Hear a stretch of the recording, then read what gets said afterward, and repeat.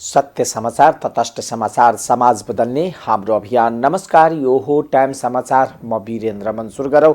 हत्याका आरोपी पक्राउ सम्बन्धी प्रसङ्गबाट महोत्तरीमा झा दम्पतिको हत्या गरेको आरोपमा थप एकजना पक्राउ परेका छन्। घटना भएको 2 वर्षपछि फरार रहेको पिपरा गाउँपालिका 5 बस्ने 72 वर्षीय तेज नारायण झा नेपाल भारत सीमाबाट पक्राउ परेको जिल्ला प्रहरी कार्यालय महोत्तरीले जनाएको छ।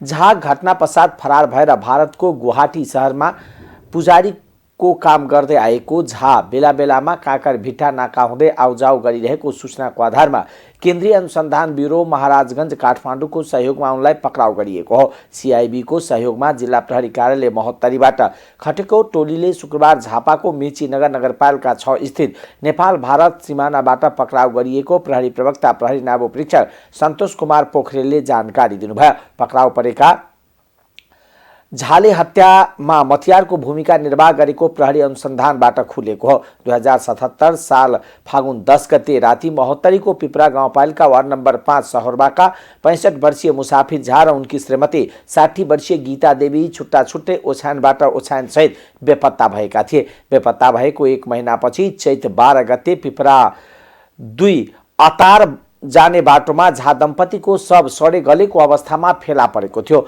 मुसाफिर झाका छोरा मनिष झाले कैलाश झा, रामबाबु यादव, सुरेन्द्र यादव, राजेन्द्र भन्ने रजिन्द्र यादव, हरिन्द्र ठाकुर, तेजनारायण झा, तारा देवी झा, विकास भन्ने बब्लु कुमार झा समेत अपहरण गरी शरीर बन्धक बनाई हत्या गरेको भन्दै प्रहरीले जाहेरी दरखास्त दिएका थिए। यसअघि प्रहरीले यस घटनामा 7 जनालाई नियन्त्रणमा लिएकोमा 3 जना करारमा रहेका छन् भने 4 जना धरौटी दिएर रिहा भएका थिए। त्रिवेणी धाम मेला भरेर भारत फर्किँदै गरेको U16FT 7466 नम्बरको भारतीय बस दुर्घटना भएको छ। पश्चिम नवलपरासीमा बस दुर्घटना हुँदा 45 जना घाइते भएका छन्। नवलपरासीको पालही नन्दन गाउँपालिका 1 झरही खोला नजिक रमपुरवा स्थित भित्री सडकमा बस दुर्घटना भएको प्रहरीले जनाएको छ। बस सडकबाट 10 मिटर तल खस्दा 60 जना मध्ये 45 जना भारतीय तीर्थालु घाइते भएको जिल्ला प्रहरी कार्यालय नवलपरासीले जनाएको छ। घाइतेहरूको जिल्ला अस्पताल परासी पठाइएको इलाका प्रहरी कार्यालय महेशपुरका प्रहरीले जनाएको छ। घाइतेहरूमध्ये 1 जनाको अवस्था गम्भीर रहेको र अन्य घाइतेहरूको अवस्था सामान्य रहेको उहाँले बताउनुभयो। बसका चालक समेत घाइते भई उपचाररत रहेको र घटनाको अनुसन्धान सुरु भएको उहाँको भनाइ छ। सभामुख देवराज घिमिरेले जनताप्रतिको उत्तरदायित्व र जवाबदेहितालाई पहिलो प्राथमिकतामा राखेर सभामुखको भूमिका निर्वाह गर्ने बताउनु भएको छ। शनिबार प्रतिनिधि सभाको बैठकमा आफूलाई सभामुखमा निर्वाचित गराएकोमा धन्यवाद व्यक्त गर्दै यस्तो बताउनु भएको हो। उहाँले बहुदलीय व्यवस्थामा राजनीतिक दलहरू नै संवैधानिक र संसदीय अभ्यासका असली सञ्चालक भएको भन्दै दलहरूको आपसी सद्भाव, सहमति र समन्वयमा नै संसदको गतिशीलता र क्रियाशीलता निर्भर रहने बताउनुभयो। उहाँले सांसदहरूलाई असल संवैधानिक र संसदीय अभ्यास सङ्घाल्न आग्रह गर्नुभयो। उहाँले विगतको राजनीतिक क्रियाशीलता र संलग्नतालाई थाती राखेर सभामुखको पदीय मर्यादा र भूमिकालाई सदा गरिमायुक्त बनाउन आफ्नो पहिलो दायित्व भएको बताउनुभयो। उहाँले संसदीय अभ्यासका क्रममा विकसित गरेको असल अभ्यासहरूको अनुसरण गर्ने प्रतिबद्धता समेत व्यक्त गर्नुभयो। सामाजिक परिवर्तन कानुनी गर्दछु। नेपालको संविधानले अंगीकार गरेका मूलभूत मान्यताहरूको संरक्षण, सम्वर्धन र विकास गर्दै संविधानवाद र कानुनको शासनप्रति प्रतिबद्ध रहेर नै हामीले अंगीकार गरेको संसदीय व्यवस्थालाई सुदृढ र सक्षम बनाउने कर्तव्यप्रति हामी सबै प्रतिबद्ध रहेको तथ्यमा विवाद हुन सक्दैन।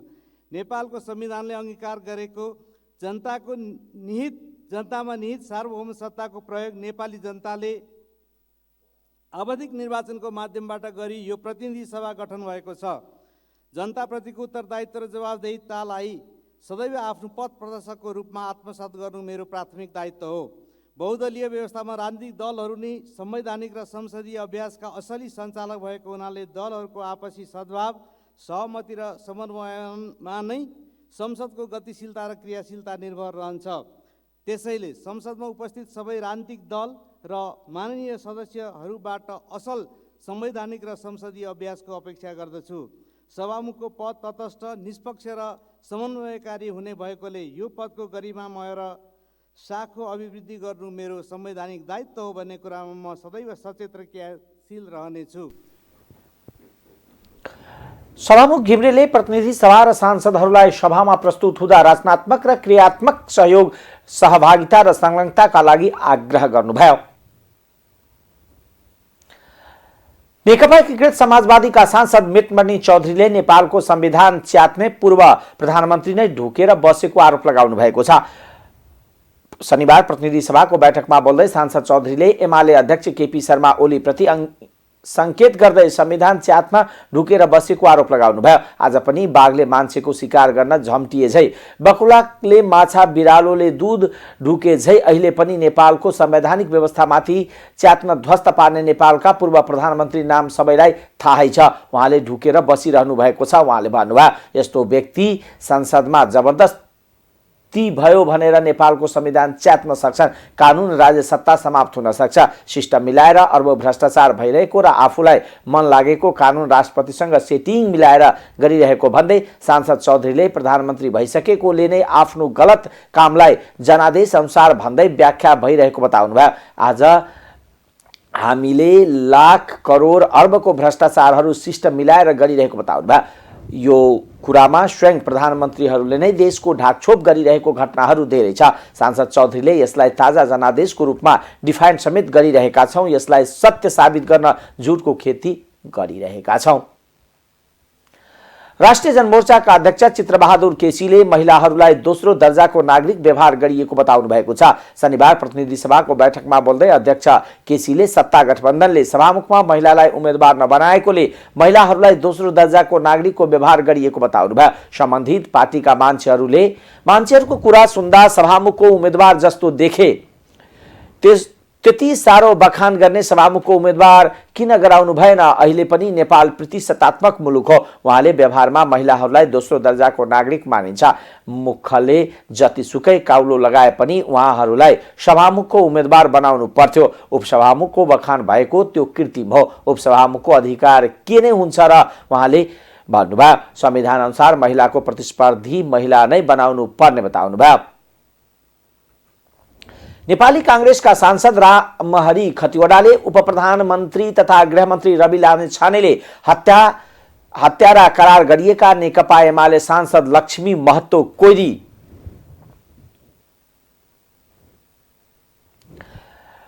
पक्राउ गर्न नसकेको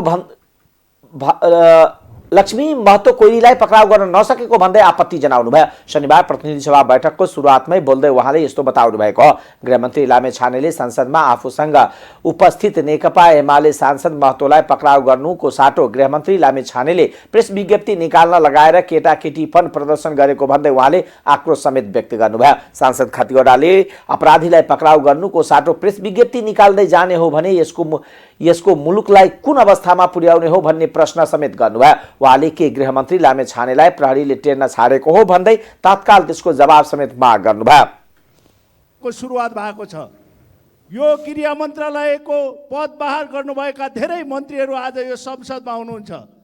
गृह मन्त्रालय, परराष्ट्र मन्त्रालय, रक्षा मन्त्रालय जस्तो संवेदनशील मन्त्रालयमा कतिपय विषयमा प्रेस विज्ञप्तिबाट अपराधी खोज्ने परिपाटीको विकास भयो भने मुलुक कहाँ जाने हो? सभामुख महोदय, बडा चिन्ताको विषय बनेको छ। सभामुख महोदय, गृहमन्त्री बाल केटाकेटीपनको सदस्य प्रदर्शन त्यहाँ गर्नु भएन के?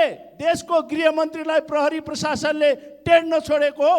मौखिक रूपमा सूचना दिँदा कोही अपराधीलाई पक्राउ नगर्ने परम्पराको सिर्जना भएको हो के? अझै पनि जनतालाई फेरि ढाँट्नका लागि यो सूचना प्रकाशित गरिएको हो?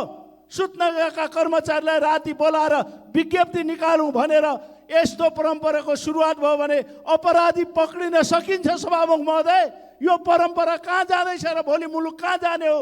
यो हामीलाई चिन्ताको विषय बनेको छ। सभामुख महोदय, म फेरि पनि अनुरोध गर्न चाहन्छु, आज हामीलाई चिन्ताको विषय गृह मन्त्रालयको मन्त्रीको आदेश प्रहरी प्रशासनले नटेर्ने। यदि गृह मन्त्रालय यसै गरी सूचना सार्वजनिक गर्ने हो भने प्रहरीलाई लेखेको सूचना सार्वजनिक गर्ने, सशस्त्रले लेखेको सूचना सार्वजनिक गर्ने, अन्य सूचना सार्वजनिक गर्ने हो भने गोप्यताको हक्का रहने भयो सभामुख महोदय, यो बडा चिन्ताको विषय छ। यसको बारेमा म जवाब सदनमा माग्न चाहन्छु सभामुख महोदय। यसको मत दिन जाँदाखेरि म मान्य गृहमन्त्री सँगसँगै मान्य गृहमन्त्रीले 170 नम्बरमा सही गर्नुभएको छ। उहाँले विज्ञप्ति जारी गरेको अपराधी भनेर चिनिएको र उच्च अदालतले उहाँलाई पक्राउ गर्न आदेश गरेको मान्छेले 100 मलाई लाग्छ 194 स्थानमा सही गर्नुभएको छ सँगै लाइनमा बसेर। म आफैले 186 नम्बरमा सही गरेको छु एउटै रोमा बसेर। के यहाँ मान्य सदस्यहरूले अपराधीलाई चिनाइदिने हो कि गृहमन्त्रीले यो सदनभित्र हतकडी लिएर आउनुहोस् भनेका छौँ हामीले?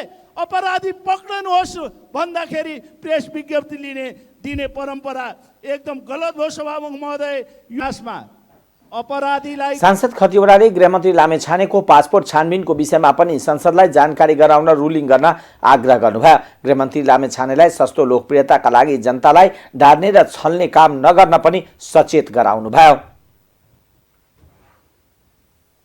संघीय संसदको प्रतिनिधि सभाको उपसभामुखमा राष्ट्रिय स्वतन्त्र पार्टीकी सांसद इन्दिरा राणा मगर निर्वाचित हुनुभएको छ। शनिबार उहाँलाई उपसभामुखमा निर्वाचित गरियोस् भनी राष्ट्रिय स्वतन्त्र पार्टीकै सांसद शोभिता गौतमले राखेको प्रस्ताव बहुमतले पारित भएको संसद सचिवालयले जनाएको छ। इन्दिराको पक्षमा 166, विपक्षमा 97 मत पर्यो। नेपाल मजदुर किसान पार्टीका सांसद प्रेम सुवाल भने तटस्थ रहनु भएको थियो। प्रतिनिधि सभाका 275 सांसद मध्ये उपसभामुखको निर्वाचनमा 264 जना सहभागी भएका थिए। मत र प्रस्तावको मत दिन भन्ने पक्षमा जम्मा 1 मत परेको छ।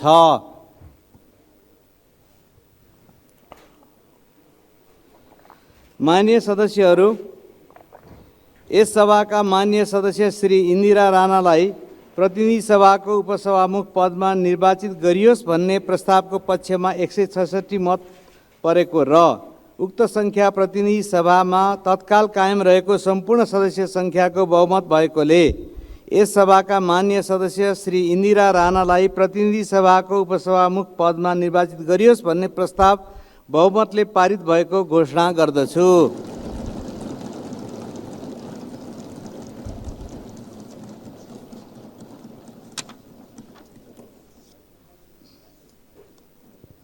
इन्दिरालाई नेकपा एमाले, नेकपा माओवादी केन्द्र, राष्ट्रिय स्वतन्त्र पार्टी, राप्रपा लगायत सत्तारूढ गठबन्धन दलहरूले मतदान गरेका छन्। प्रधानमन्त्री पुष्पकमल दाहाल प्रचण्डले गरिबीको दर घटाउँदै प्रोटिन लगायतका पोषणको स्रोतमाथि सबैको पहुँच स्थापित गर्न सरकार प्रतिबद्ध रहेको बताउनु भएको छ। काठमाडौँमा आयोजित right to protein run half marathon पुरस्कार वितरण समारोहमा उहाँले सरकारको निरन्तर प्रयासका बावजुद नेपालमा अझ पनि आम समुदायमा पोषणको स्रोतमा पहुँच पुग्न नसकेको उल्लेख गर्नुभयो। पहिलो 1000 दिनमा बालबालिकालाई उपलब्ध हुने पोषणले उनीहरूको समग्र स्वास्थ्यमा नै असर पर्ने तथ्यबारे नेपाल सरकार जानकार रहेको उल्लेख गर्दै प्रधानमन्त्री दाहालले गर्भवती र नवजात शिशुलाई लक्षित गरी स्वास्थ्य प्रवर्धनका विभिन्न कार्यक्रम सरकारले सञ्चालन गरिरहेको जानकारी दिनुभयो। उहाँले पोल्ट्री उद्योगले अन्डा र मासु मार्फत प्रोटिन आपूर्तिमा योगदान पुर्याएकोमा र मासुमा आत्मनिर्भर बनाउन सहयोग गरेकोमा पोल्ट्री उद्योग उद्यमी र कृषकलाई धन्यवाद दिनुभयो। आत्मनिर्भर उन्मुख यस उद्योगले बर्ड फ्लू लगायतका रोग, कच्चा पदार्थको मूल्य, औषधि लगायतका समस्या भोगिरहेको बारे सरकार जानकार रहेको उल्लेख गर्दै प्रधानमन्त्री दाहालले यो समस्या समाधान गरी नेपालको अर्थतन्त्र र गरिबी निवारणमा महत्त्वपूर्ण योगदान पुर्याएको पोल्ट्री उद्योगलाई थप सबल र आत्मनिर्भर बनाउन सरकारको पूर्ण सहयोग रहने प्रतिबद्धता व्यक्त गर्नुभयो। निर्भर भएका छौं, यो हामी सबैको निम्ति खुसीको कुरा हो, जस मार्फत हामीले प्रोटिन प्राप्त गर्दछौं र त्यसले एउटा स्वस्थ जीवनको आधार खडा गर्दछ। त्यसैगरी वनस्पति जन्य खाद्यान्नमा पनि हामी आत्मनिर्भर हुने र बालबालिकाहरूलाई त्यसको निम्ति आवश्यक पर्ने वैज्ञानिक रूपले प्रमाणित मात्रा उपलब्ध गराउने, सेवन गराउने त्यो जनचेतनाको पनि आवश्यकता छ। मैले अहिले यहाँ धेरै भन्नु छैन। स्वास्थ्यको क्षेत्रमा नेपाल सरकारले एउटा नयाँ सुरुवात गर्दैछ। यो क्षेत्रमा जनताको सेवाको निम्ति नेपाल सरकारले गर्नुपर्ने काम धेरै छ भन्ने कुरामा म जानकार छु। मैले दोस्रोचोटि प्रधानमन्त्रीको हैसियतमा काम गर्दै गर्दा स्वास्थ्य बिमादेखि लिएर अन्य थुप्रै स्वास्थ्य समस्याहरूको बारेमा केही नीतिगत निर्णय गरेर केही सहजीकरण गरेको थिएँ र अहिले फेरि हामी तेस्रो कार्यकालमा जनताको स्वास्थ्यलाई उच्च प्राथमिकतामा राखेर केही नीतिगत र केही व्यवहारिक निर्णय हामी गर्दैछौँ।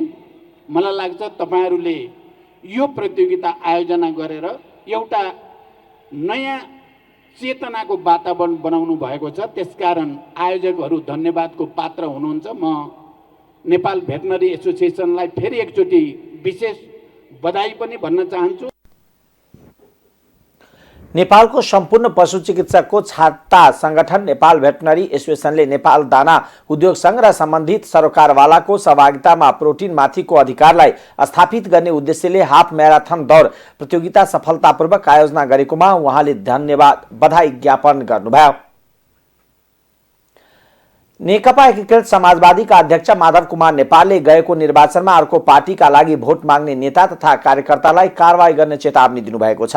रौतहट काठमाडौँ सम्पर्क मञ्चले शनिबार काठमाडौँमा आयोजना गरेको सम्मान कार्यक्रममा अध्यक्ष नेपालले रौतहटमा केही नेता तथा कार्यकर्ताले समानुपातिकतर्फ घण्टीमा मत मागेको खुलेको भन्दै अर्को पार्टीका लागि भोट माग्ने नेता तथा कार्यकर्तालाई कारवाही गर्ने चेतावनी दिनुभयो। घण्टीको प्रचार गर्नेले कारण सहितको अहिले नै पार्टीमा इमानदारीका साथ जानकारी गराउन उहाँले सुझाव दिनुभयो। अध्यक्ष नेपालले वर्तमान राजनीतिक सन्दर्भमा आफ्नो पार्टीको बेग्लै भूमिका रहेको धारणा पनि राख्नुभयो। हुनाले मैले घण्टीको प्रचार गरेँ। प्रत्यक्षमा त कलमकै भरेका थिएँ, तर समानुपातिकमा घण्टीमा दिउँ भनेर लाग्यो। मलाई किन लाग्यो भन्दा उसको बोलीले मलाई मोहित गर्यो। उसको सम्बोधनले गरेको कामको प्रचारले म पनि प्रभावित भएँ। भनेर भन्नुभयो भने ठिक्क चाहिँ तपाईँ इमान्दार हुनुहुन्छ भन्ने कुरा हुन्छ। त्यहाँ प्राप्त गरेका छ, तर पनि त्यो चित्त बुझ्दो छैन। त्यहाँ अझै मेहनत गरेको भएर हामीले प्रदेश नम्बर 2 अर्थात् प्रदेशबाट 2 लाखभन्दा बढी हामी समानुपातिको मत प्राप्त गर्न सक्ने थियौँ। रौतहट जिल्लाबाट मात्रै पनि हामी 50,000 भन्दा बढी मत हामी हासिल गर्न सक्ने थियौँ। ठिक ढङ्गको तरिका अपनाएको भए, हाम्रो शक्तिलाई उसले राम्रो ढङ्गले महसुस गरेको भए हामीले झन्डै 11वटा पालिकामा जित्ने थियौँ। यसका बावजुद पनि हाम्रो एक्लो शक्तिले रौतहट जिल्लामा 4वटा पालिकामा जुन सफलता हासिल गर्नुभएको छ, त्यसले तपाईँको श्रेय तपाईँहरूलाई पनि जान्छ, तपाईँहरूलाई पनि बधाई छ, धन्यवाद छ। नेपालको राजनीतिमा देखा परेका विकृति विसङ्गतिका विरुद्धमा जुझ्ने जुन सङ्कल्प छ, त्यो सङ्कल्पका साथ हामी अगाडि बढिरहेका छौँ र कसरी नेपाली समाजलाई अगाडि बढाएर लिएर जाने, रूपान्तरण गर्ने, नेपालको अर्थतन्त्रलाई कसरी रूपान्तरण गर्ने, नेपालको संस्कृतिलाई कसरी रूपान्तरण गर्ने, अर्थात् आर्थिक, सामाजिक र सांस्कृतिक रूपान्तरणको महान अभियान चलाउँदै नेपाली नमुनाको समाजवाद, जुन समाजवादको बाटोमा अनेक अवरोधहरू छन्, ती सबैबाट मुक्त भएर हामीले एउटा उदाहरणीय कामहरू गरेर, राम्रो उदाहरण प्रस्तुत गरेर दुनियाँका सामु हाम्रो शिर ठाडो पार्ने गरी र आन्दोलनको पनि प्रतिष्ठालाई बढाउने गरी जनताको आकर्षणको केन्द्र हामी नै छौँ, हामी नै हुन्छौँ, हामी बाहेकहरू कोही छैनन् भन्ने कुरालाई पुष्टि गर्ने गरी र गरेको कामको व्यापक प्रचार गर्ने गरी। एउटा पक्ष के छ भने काम हामीले धेरै गरेका छौँ, तर प्रचारको क्षेत्रमा हामी पछाडि परेका छौँ। काम गर्छौँ हामी, जस लिन्छन् अर्कोले। हामी त्यसलाई जोडदार रूपमा लान सक्दैनौँ, त्यसलाई डिफेन्ड गर्न सक्दैनौँ, आक्रामक रूपमा पेश गर्न सक्दैनौँ, अनि फलस्वरूप त्यसको फाइदा अर्कोले उठाउने गरेको पाइन्छ। उहाँले नेपालको राजनीति साथै आर्थिक, सामाजिक, सांस्कृतिक क्षेत्रको रूपान्तरण र परिवर्तन आवश्यक भएको उल्लेख गर्नुभयो। अब आर्थिक समाचार।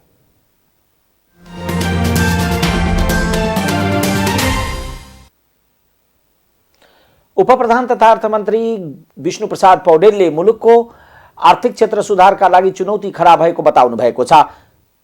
कृषि विकास बैंक लिमिटेडको 56औं वार्षिकोत्सवका अवसरमा शनिबार काठमाडौँमा आयोजित कार्यक्रममा अर्थमन्त्री पौडेलले बजेटको मध्यावधिक समीक्षा गर्नुपर्ने समय समेत पुँजीगत खर्च 14-15% मात्र हुनु अर्थतन्त्रमा ठूलो चुनौती भएको बताउनुभयो। राजस्व परिचालनमा चालु आर्थिक वर्षको लक्ष्य भेट्टाउन नसक्नुले मुलुकको आर्थिक क्षेत्र सुधारका लागि चुनौती खडा भएको बताउनुभयो। गत वर्ष यही समयमा राजस्व परिचालन भन्दा पनि यस वर्ष झन पछाडि परेको उहाँको भनाइ छ।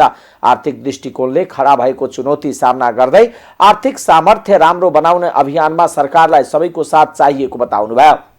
आर्थिक वर्षको लक्ष्य भेटाउन नसकेको मात्रै होइन, गत वर्ष यही समयमा जति राजस्व परिचालन गरेका थियौँ हामीले त्यो भन्दा पनि हामी पछाडि छौँ।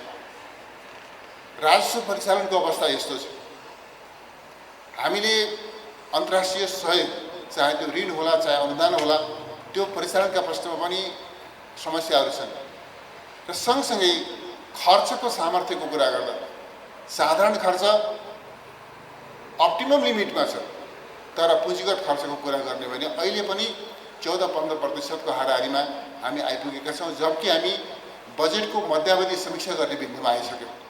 यस्तो छ आजको मुलुकको आर्थिक अवस्था। त्यसले गर्दा यो सबै जुन एउटा आर्थिक दृष्टिकोणले हामी जसरी हाम्रा सामनेमा जुन प्रकारको चुनौती खडा भएको छ, मुलुकै सामनेमा चुनौती खडा भएको छ, यो चुनौतीको सामना गर्दै मुलुकको आर्थिक स्वास्थ्यलाई राम्रो बनाउने, आर्थिक सामर्थ्यलाई राम्रो बनाउने त्यो अभियानमा सबैको साथ सरकारलाई चाहिएको छ, अर्थ मन्त्रालयलाई चाहिएको छ। त्यस अर्थमा खर्च कटौतीका निमित्त, मितव्ययका निमित्त समेत पनि साथीहरूको यो बैंक, यसको व्यवस्थापन र यो यहाँ काम गर्ने सबै कर्मचारी साथीहरूको पनि साथ समर्थन र सहयोगका लागि म अपिल गर्न चाहन्छु। भन्दा कृषि विकास बैंक माथि पक्कै पनि छैन हैन। हाराहारी लगभग मार्केट सेयर यहाँहरूले हेर्नुभयो भने 4% को हाराहारीमा पाउनुहुन्छ, चाहे डिपोजिट 167 अर्बको, चाहे लोन 177 अर्बको भनौँ। त्यो ओभरअल मार्केट एभरेज भन्दा सबैजसो इन्डिकेटर तल पाउनुहुन्छ। क्यापिटल एडिक्वेसीमा मार्केट एभरेज भन्दा माथि हुनुहुन्छ, अर्थात् साउन्डनेसमा माथि हुनुहुन्छ। यसलाई अझै सुधार गरेर यहाँहरूले लानुपर्छ र बजारमा प्रतिस्पर्धात्मक क्षमता यहाँहरूले विकास गर्न जरुरी छ। त्यसको लागि कृषिकै क्षेत्रको कुरा गरिराख्दाखेरि मैले देखेको चाहिँ एउटा समग्र इकोसिस्टममा कृषि विकास बैंक इन्भल्भ हुनुपर्छ, अर्थात् कम्प्लिट भ्यालु चेन्जमा कृषि विकास बैंक इन्भल्भ हुनुपर्छ हैन। उत्पादनभन्दा अगाडि बिउ बिजन अथवा चाहिँ त्यो डेभलपमेन्टका कुरादेखि लिएर त्यो सप्लाई चेन अर्थात् चाहिँ एउटा कृषिको मार्केट नै बनाउने, किन हामीले अघिल्लो सिओसँग कुरो गरिरहेको थियौँ, किन लगानी नगर्ने कि एउटा चाहिँ राम्रो स्टोरेज अर्थात् एउटा बजार, आधुनिक बजारमा लगानी गर्न सक्दैन कृषि विकास बैंकले, जहाँ चाहिँ भएका चाहिँ वस्तुहरू सुरक्षित रूपमा स्टोरेजको रूपमा रहने पनि छन् र एउटा ग्राहक त्यहाँ गइराख्दा आधुनिक बजारमा प्राइभेटले चाहिँ यस्तो खालको भनौँ न भाडबटनी अथवा अर्को चाहिँ कुनै स्टोरहरू खोल्न सक्छ भने त्यस्तै प्राइभेटलाई फाइनेन्सिङ गरेर आधुनिक बजारको कन्सेप्ट पनि फाइनेन्सिङ प्योरली एउटा व्यक्तिलाई मात्रै फाइनेन्स गर्नुपर्छ, उत्पादनमै मात्रै फाइनेन्स गर्नुपर्छ भन्ने छैन। अर्थमन्त्री पौडेलले खर्च कटौती र मितव्ययिताका लागि कृषि विकास बैंकको साथ पाउने जिकिर गर्नुभयो। अब अन्तर्राष्ट्रिय समाचार।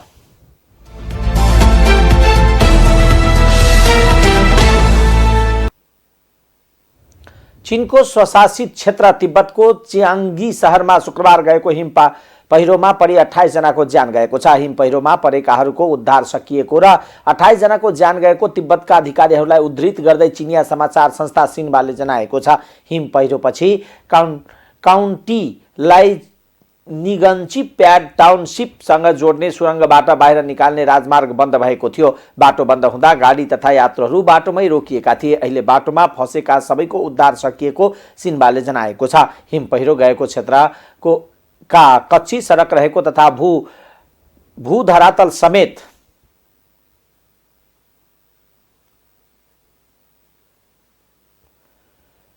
गडबड रहेकोले उद्धारमा कठिनाई भएको उद्धारमा खटिएकाहरूले बताएका छन्। बुर्किना फासोमा जिहादी समूहले 2 छुट्टै आक्रमण गरेको छ।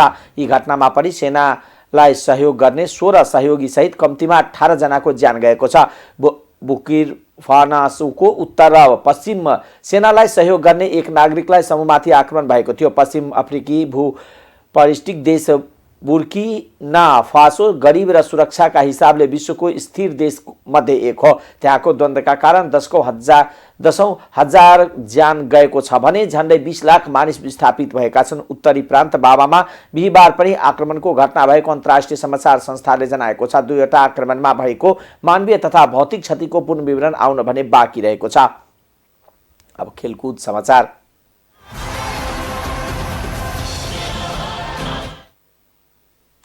प्रधानमन्त्री कप महिला राष्ट्रिय टी20 क्रिकेटको उपाधि सुदूरपश्चिम प्रदेशले जितेको छ। इटालीमा भएको फाइनलमा प्रदेश 1लाई 6 विकेटले हराउँदै सुदूरपश्चिमले उपाधि जितेको हो। प्रदेश 1ले दिएको 102 रनको लक्ष्य सुदूरपश्चिमले 1 बल बाँकी छँदै 4 विकेट गुमाएर भेटायो। सुदूरपश्चिमका मनिषा चौधरीले 2 र ऋतु कनौजियाले 1-1 विकेट लिए। प्रतियोगिताको विजेता बनेको सुदूरपश्चिम प्रदेशले 5 लाख र उपविजेता प्रदेश 1ले 3 लाख रुपियाँ पुरस्कार प्राप्त गरेको छ। यस्तै प्रतियोगितामा उत्कृष्ट खेलाडीले 30,000 तथा उत्कृष्ट ब्याटर र बलरले जनै 20,000 प्राप्त भएका छन्। प्रतियोगितामा 7वटा प्रदेश र एक विभागीय गरी 8 टोली सहभागी थिए। टाइम समाचार अहिलेको लागि यति नै। हेर्दै गर्नुहोला टाइम्स टेलिभिजन। नमस्कार।